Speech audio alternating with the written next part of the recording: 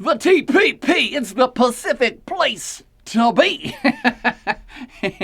The Trans-Pacific Partnership.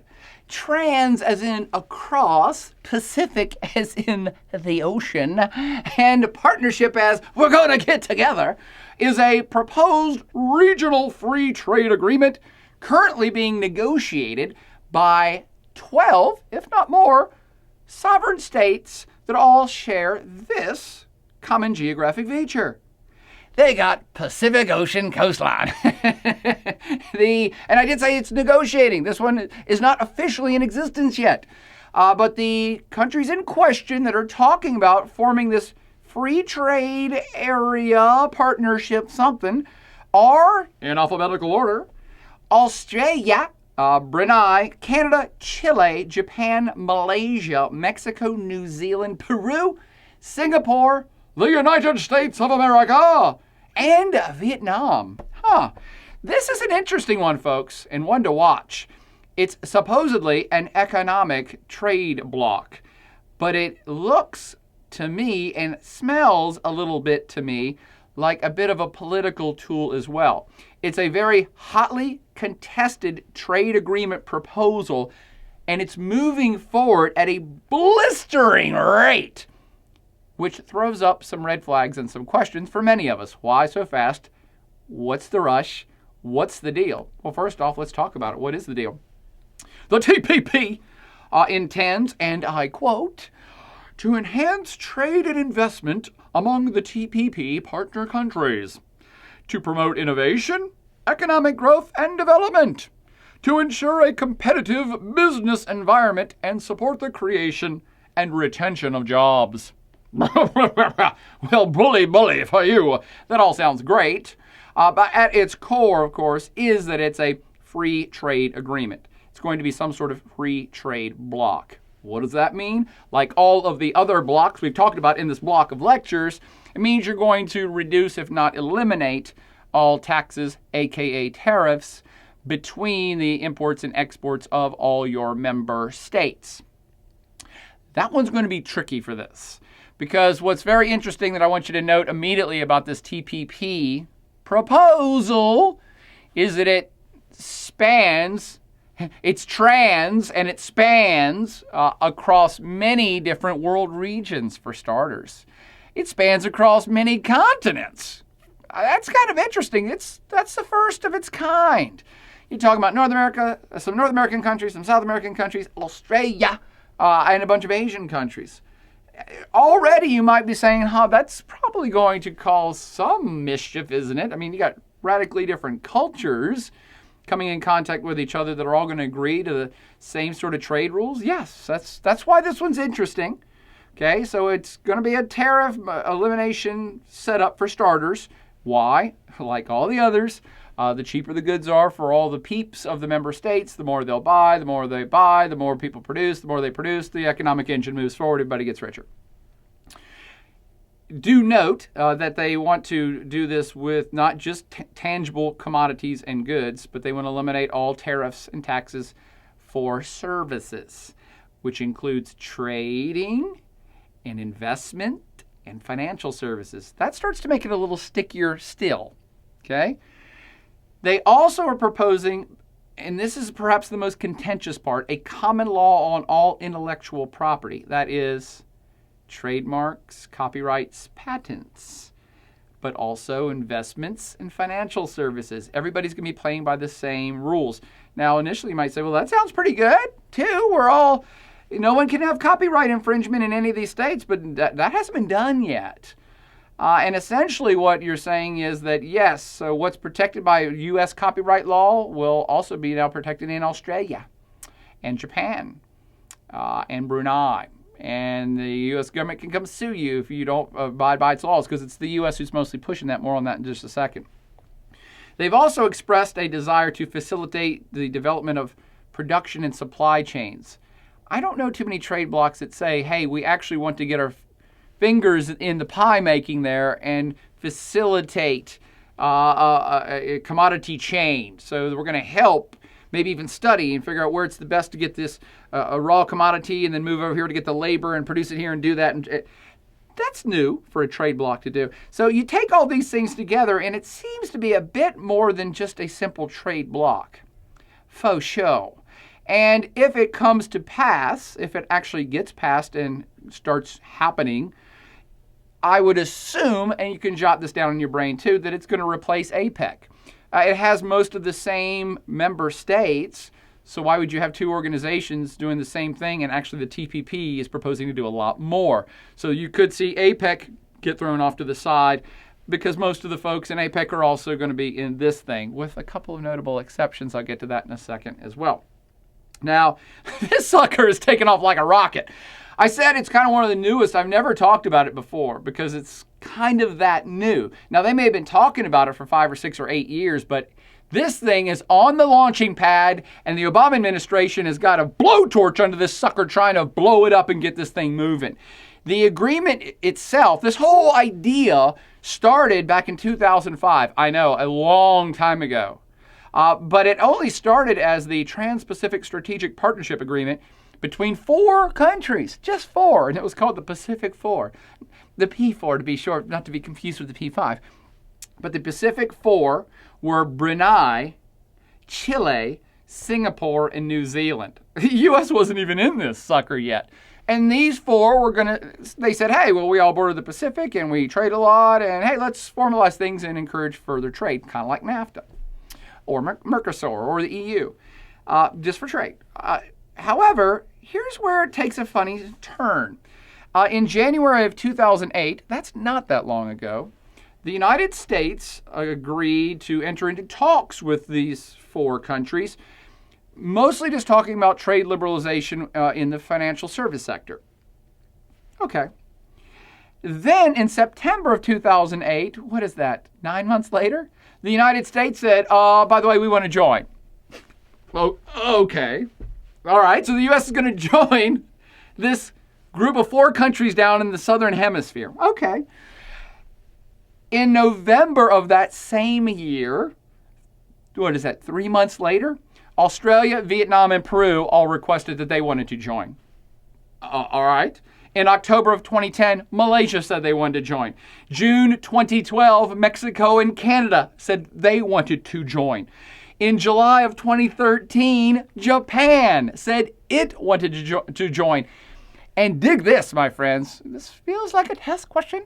Japan's not in any regional trade blocs with really anybody. It's an APEC member, and it's an associate member of like the ASEAN Plus 3. This is stuff you know already, but it's not really in a full-fledged trade bloc. Japan doesn't really do that. It doesn't like to conform to the rules of other trade blocs. So this is getting kind of radical. In November of 2013, South Korea announced it has expressed interest and perhaps wants in as well. Whoa, this is okay. That's pretty fast. You're looking at the last 4 or 5 years, all these countries jumping in, and some big ones. The U.S. economy, of course, the biggest. Japan, number 3. South Korea, probably 10 or 11. Australia's a top 20 economy. Chile's doing well. Mexico's a top 20 economy. All of a sudden, you're like, whoa, there's a critical mass of some big deal stuff going on here. Why is this place on fire? I mean, it's the Pacific Rim. It's the Ring of Fire. But we ain't talking volcanic activity, friends. We're talking economic activity. Or is it? And this is where we're going to start to speculate a little bit. Is this just an economic deal? You could make the argument, sure. It certainly wouldn't be a bad thing to encourage trade and investment and buying goods and selling goods between a lot of these states, lowering the barrier so that more people buy more stuff. It's not surprising. And most of these countries that we talked about, especially the U.S. and Japan, have been kind of in recession for a while. So this could be a nice little kickstart. And to tie into economies that they have naturally not been tight with, say like New Zealand or Brunei or Malaysia, that's not a bad idea. So economically, sure, it makes some sense. And the people that are big proponents of this say exactly that. They're like, look, NAFTA went gangbusters and we all made a bunch more money. The TPP will be no exception because, as we pointed out, or I will point out this whole semester, the Pacific is the center of economic action for the 21st century, my friends. You got China, giant economy over there, Japan big, South Korea big, Australia, Mexico, Chile's doing quite well, the United States. the Pacific is where is going to be the center of the world economic action. It's not going to be all of the world's economic action, but it's going to be the nucleus. It's going to be the center of it. So yes, that makes sense. Jump in and get your club going in this area that's already quite hot and probably going to get hotter. But again, is that it? Who has not been invited to the TPP? Have you noticed anybody I've missed yet that has a little bit of Pacific Ocean frontage? I know you've already been thinking of China. China has not been included in these talks so far. I've read something somewhere that they were tangentially invited to join, or perhaps they tangentially announced they would be interested, but I don't think so. It's not been official, and nothing's going forward with inviting China to these meetings yet. And I think that's probably quite intentional. It seems to me that this is also politically motivated, that this is almost a foreign policy move by the United States and its allies in the Pacific to collaborate and work together economically to help perhaps slightly check or counter the growth of China in this very same region. In other words, to unify all your buds in the Pacific Rim in order to make sure China doesn't become too overwhelming, too overpowerful, and make too many demands on its neighboring countries. Is that a reasonable assessment? I think it probably is. I would also add that Russia's not invited for all the obvious reasons in today's world of 2014. But you could also look at the U.S. motivation here as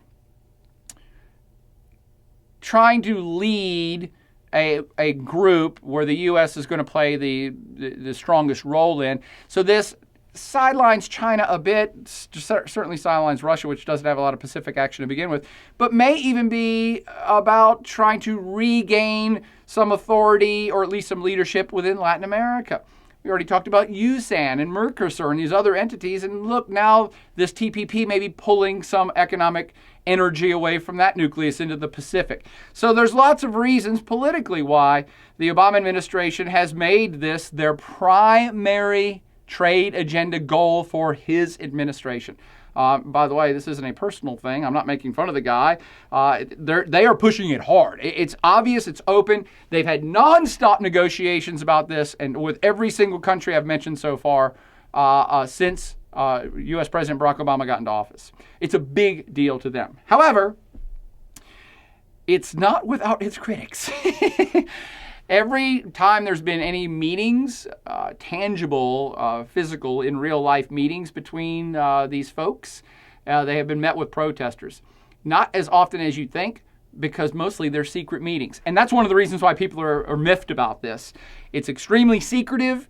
There has not been any, to my knowledge, any sort of kind of public referendum within the countries themselves as to whether the people of each country thinks they should join this trade bloc. They are going forward at such a fast pace with very little to no public interaction and very little disclosure.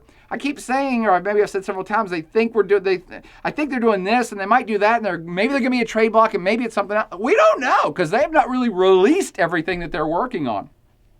On top of that, a lot of global health care professionals, internet freedom activists, environmentalists, organized labor groups, advocacy groups have scathingly attacked this organization or this attempted trade bloc because of its expansive scope along with its kind of secretive mission and some of their controversial clauses.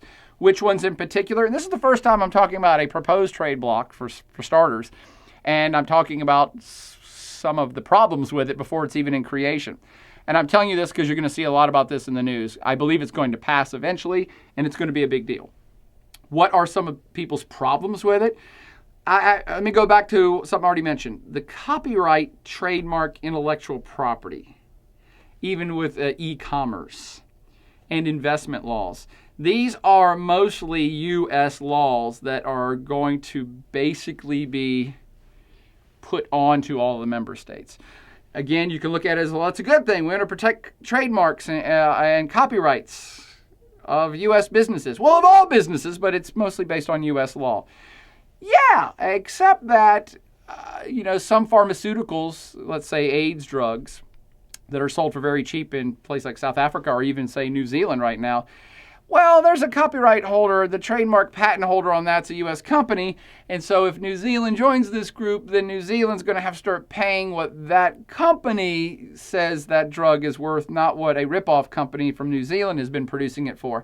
So you start to see where you're starting to get U.S. law, international law that's being put over other sovereign states. And that's going to cause issues with those intellectual property rights, mostly because they benefit big businesses. I'm not anti-big business. I'm just saying this is what is causing some of the controversy.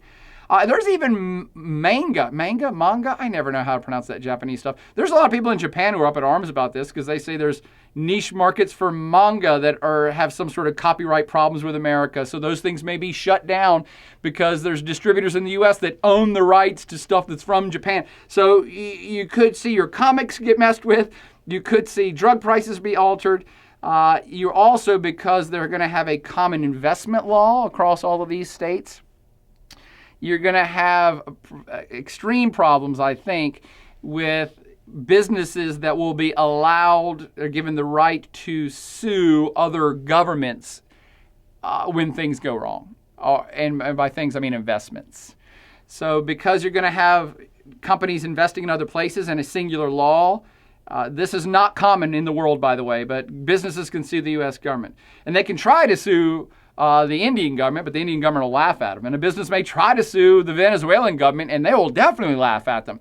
But if you get into the TPP, then Exxon or Netflix can sue the state of New Zealand if New Zealand doesn't follow the rules that they've all agreed to. So you're going to see all sorts of litigation open up with a lot of these things, including e-commerce and stuff distributed on the web. And that may be some of the stuff that you student types realize or understand the quickest, is that when it comes to copyright trademark law on YouTube, right? Someone in the U.S. can say, hey, you have my music video on YouTube, and YouTube, that's a U.S. company, you have to shut that down. And if YouTube won't do it, they can sue them in a U.S. court of law. If somebody shows that same video in New Zealand, their company can't do anything about it, okay? It's in New Zealand. If TPP passes, then they can. So that's the type of e-commerce, digital stuff, copyright infringement, all that stuff is going to be blanketed across all this region and may cause some consternation. And that's just the kind of technical, digital, more complicated stuff. Other critics include many farmers in Japan and other places who don't even want their basic commodities messed with. Japan has forever protected its rice industry. So it does not allow rice to come in from other parts of the planet, namely the U.S. Did you know the U.S. exports a lot of rice? To Japan sometimes, I guess. What? How is that possible? Because we don't eat rice. So in order to not get a bunch of cheap rice from the United States flooding into the Japanese market, the Japanese have protected their rice farmers by putting a big tariff on that rice. That's the same old thing with free trade. We already know this story. But there are Japanese farmers saying this is going to destroy the rice industry if Japan joins the TPP. And they're not alone. I could probably name lots of other commodity exporters and government-protected businesses in all these states that are up at arms. You also have labor unions who are extremely miffed about this because it's going to have like a NAFTA effect, meaning that if everybody's in the same club following the same rules, then businesses will be able to move their capital and their factories way easier, just like U.S. companies did when NAFTA was enacted. It was way easier, and it facilitated the movement of car manufacturing jobs down to Mexico. It's cheaper labor down there. So in the TPP, and its grand goal across the entire Pacific, you got really rich countries and some really not rich countries. And I'll pick on Vietnam. It's a happening place. But you think the labor costs in Vietnam are the same as the United States? They got to be a tenth, if not less. So you might see a lot of labor issues that are going to crop up. You got all kinds of issues within this block.